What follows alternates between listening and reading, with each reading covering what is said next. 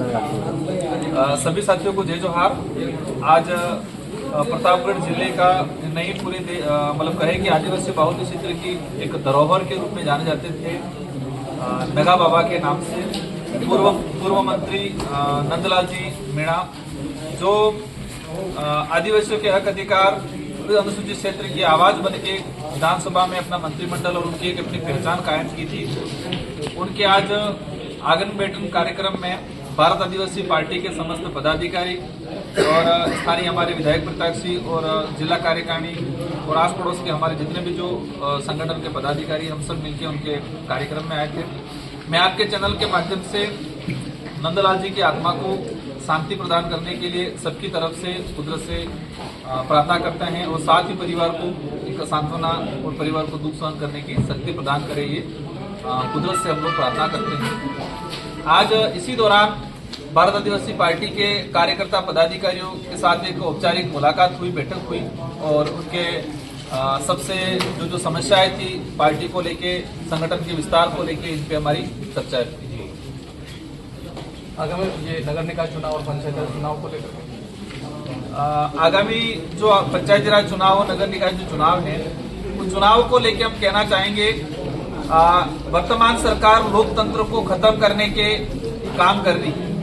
वो लोकतंत्र को खत्म करने का एक परिचय ये सामने आ रहा है कि पंचायती राज सरपंचों के कार्यकाल पूरा हुआ, लगभग 6-7 महीने होने आ गए और जिस तरह से सरकार का भी जो रुझान आ रहा है, सरकार की जो मंशा आ रही है, उससे हमें लगता है कि सरकार 5-6 महीने और निकाल लेगी। मतलब समय पे चुनाव नहीं कराना लोकतंत्र पे कुठाराघात है। ये कहा जाए कि लोकतंत्र को खत्म करने की नीति से वर्तमान सरकार समय पे पंचायती राज चुनाव, नगर निकाय चुनाव नहीं कर रही है।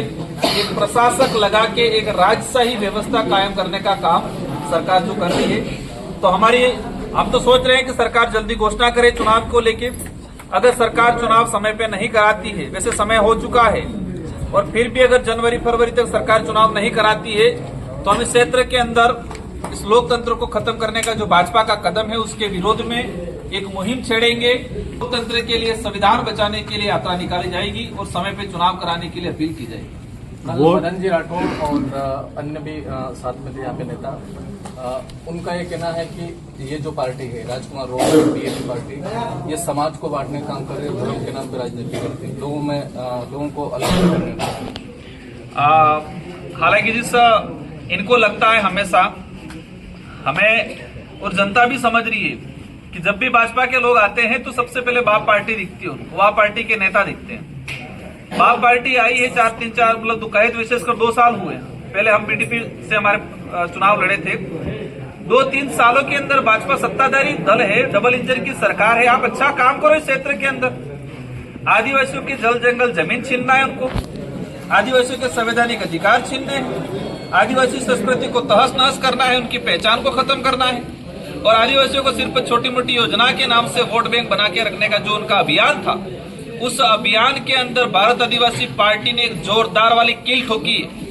और वो कील ऐसी ठोकी है कि भाजपा के हर नेताओं को दर्द होता है, सोते बैठते उठते जगते हर वक्त, और वो कील ऐसी ठोकी है, वो कील निकलने वाली नहीं है। वोट चोरी गद्दी जोड़, उसके बारे में आपका क्या नजरिया है? देश के अंदर भाजपा ने जिस तरह से वोट चोरी का अभियान जो चलाया, गुप्त तरीके से मतदान को काटने का जो अभियान चलाया, विशेषकर बिहार और यूपी के अंदर चल रहा है, और बिहार के अंदर लाखों की संख्या में वोट काटे गए हैं।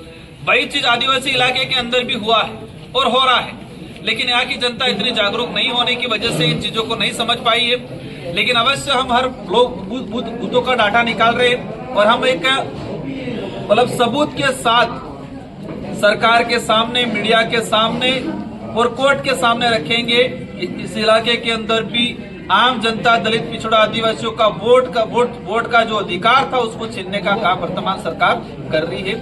तो देश के अंदर जो मतलब कहे कि लोकतंत्र को खत्म करने की मुहिम से, संविधान को खत्म करने की मुहिम से, चुनाव आयोग पे जो अंकुश भाजपा के लोगों ने कंट्रोल जो कर रखा है, और जो वोट चोरी का अभियान चल रहा है उसको लेके, संविधान को खत्म करने के लिए उन्होंने संविधान के अंदर जो संवैधानिक प्रावधान थे उनको ये नपुंसक बनाने का जो काम कर रहे हैं, इन सारी चीजों को लेके भारत आदिवासी पार्टी आदिवासी बाहुल्य क्षेत्र ही नहीं, अन्य क्षेत्र, सामान्य क्षेत्र के अंदर भी इस मुहिम को आगे बढ़ाएगी। दोवड़ा दिली बहारी मामले में अभी फिर वापस एक नया मोड़ है। सर्व समाज जो है एक बैनर लेकर के कह रहे हैं कि पार्टी विशेष के प्रभाव में आकर के बीएपी के नेताओं के दबाव में आकर के निर्दोष पुलिसकर्मियों को कर रही है, तो उनके बहाली के लिए फिर आंदोलन की व्यवस्था। मतलब वो सर्व समाज के वो उस मुखेटे में सर्व समाज का एक डोंग रच के, एक मुखोटा धारण करके वो झूठ प्रचारित कर रहे हैं। सबसे पहले जिस मंच या जिस शब्द का उपयोग कर रहे हैं वो सर्व समाज की परिभाषा बता दें। सर्व समाज करणी सेना नहीं है, सर्व समाज भाजपा के पदाधिकारी नहीं है। मतलब वो सर्व समाज की आड़ में भाजपा के कुछ पदाधिकारी, करणी सेना और ऐसे कुछ संगठन के लोग मिलके जिस तरह से एक तानाशाही लोगों को, गलत लोगों का साथ देने का काम कर रहे हैं। थाने के अंदर दिलीप बहारी को साथ घिनौना कृत्य करके उसके साथ मारपीट करके उसको मृत्यु घाट उतार दिया और उसको 4 दिन 5 दिन आंदोलन चल रहा है, तब तो मौन रहे ही। और जैसे न्याय मिला इनके पेट के अंदर मरोड़े, तो ये उनके मन के अंदर जो विचार, गंदे विचार थे, उनके अंदर जो पाप था वो निकल के सामने आ गया है और वो सर्व समाज के नाम से प्रचारित कर रहे हैं। दिलीप भाई के न्याय में सर्व समाज आया था, दिलीप भाई के न्याय में सभी पार्टी के लोग आए थे। दिलीप भाई के न्याय के लिए आदिवासी समाज पूरा था, दलित समाज से प्रतिनिधित्व था, ओबीसी से भी थे, सामान्य वर्ग भी से थे। हर समाज के लोगों ने आके दिलीप भाई के न्याय के लिए बात की थी। लेकिन संगठन विशेष के लोग, मैं खुला दावा करता हूं और इसके पीछे आधार है, सच्चाई है कि जो पुलिस वाले, जो अवैध बजरी, अवैध धंधे, अवैध व्यापार, शराब के जो तस्कर थे, इनको ये मदद करते थे, इन पुलिस वालों पे कार्रवाई हुई। उन पुलिस वालों में हो सकता है वो पुलिस वाले हैं। तो जितने अवैध धंधे करने वाले लोग हैं वो सर्व समाज के मुखेटे में, आड़ में आके, और उसमें पार्टी के पदाधिकारी, भाजपा के और कुछ कांग्रेस के भी पदाधिकारी इसमें सम्मिलित है। कांग्रेस के नेताओं को कहना चाह रहा हूं, आदिवासी राजस्थान के नेता बने कांग्रेस विंग के गणेश जी गोगरा, वो कह रहे दिलीप भाई को न्याय मिलना चाहिए, मिला, और वो जो नारेबाजी कर रहे हैं उनके खिलाफ बोल रहे हैं। और कांग्रेस पार्टी का ही आसपुर ब्लॉक अध्यक्ष वो उनके खिलाफ में बात कर रहा है। तो वो स्टैंड क्लियर कर रहे हैं कि कांग्रेस का स्टैंड क्या है, दिलीप बहारी के मामले में कांग्रेस पार्टी का स्टैंड क्या है। कांग्रेस का ब्लॉक अध्यक्ष कह रहा है कि ये गलत हुआ, उनको बहाल किया जाए, नहीं बहाल करोगे तो हम आंदोलन करेंगे। तो जिस तरह से कॉम्प्लिकेट बनाया गया है, हमने पहले ही कहा था, मैं इस दिलीप भाई वाले मामले में मैं सारे पार्टी के नेता जो आए थे इन सबको धन्यवाद देता हूं, और आगे में भी होना चाहिए। जहां पर भी गलत होता है सभी को मिलकर, सभी पार्टी के लोगों को, सभी समाज के लोगों को मिलकर न्याय मांगना चाहिए। लेकिन ये जो राजनीति कर रहे हैं और गलत लोगों को बचाने का जो काम कर रहे हैं, ये कह रहे हैं आंदोलन करेंगे, तो हम क्या करेंगे? पुड़िया सेकेंगे? आप भी आंदोलन करेंगे? हम क्या करेंगे वो नहीं कहेंगे। हमें जो संवैधानिक तरीके से हमको जो करना था वो करके दिखाया है, और जरूरत पड़े तो वो भी करेंगे।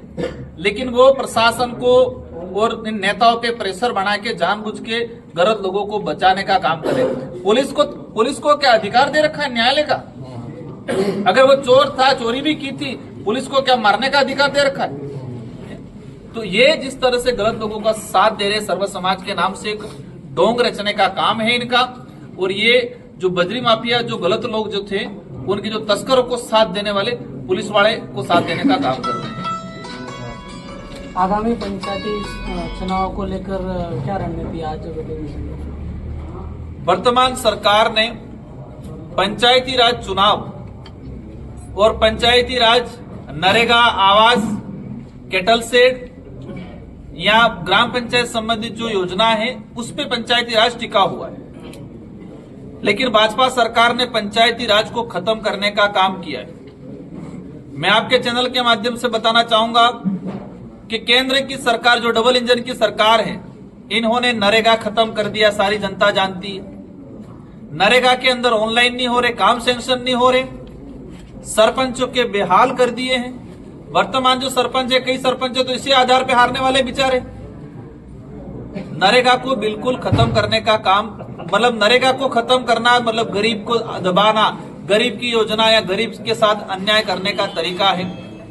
आवास हो या इंदिरावास हो या पीएम आवास हो या शौचालय हो, केटल शेड हो, सीसी सड़क हो, ग्रेवल सड़क हो, पुलिया हो, एनीकट हो, इन सारी चीजों की सैंक्शन दे ही नहीं रही है सरकार। नरेगा में 2-2 साल हो गए, 1.5 साल हो गए, मेट्रो का पेमेंट नहीं आया, एफटीओ नहीं आ रहा है। तो पंचायती राज को खत्म करने का वर्तमान सरकार ने काम किया है। तो पंचायती राज को मजबूत बनाने के लिए हमारे कार्यकर्ता तैयार हैं। अच्छी विचारधारा के लोग, भारत आदिवासी पार्टी के पदाधिकारी पंचायती राज चुनाव में स्वच्छ छवि का नेता, स्वच्छ छवि का सरपंच, स्वच्छ छवि का प्रधान चुनने का काम करेंगे ताकि जनता का भला हो सके, जनता के छोटे मोटे काम हो सके और पंचायती राज का जो अर्थ है और पंचायती राज का जो उद्देश्य है वो उद्देश्य पूरा हो सके। धन्यवाद।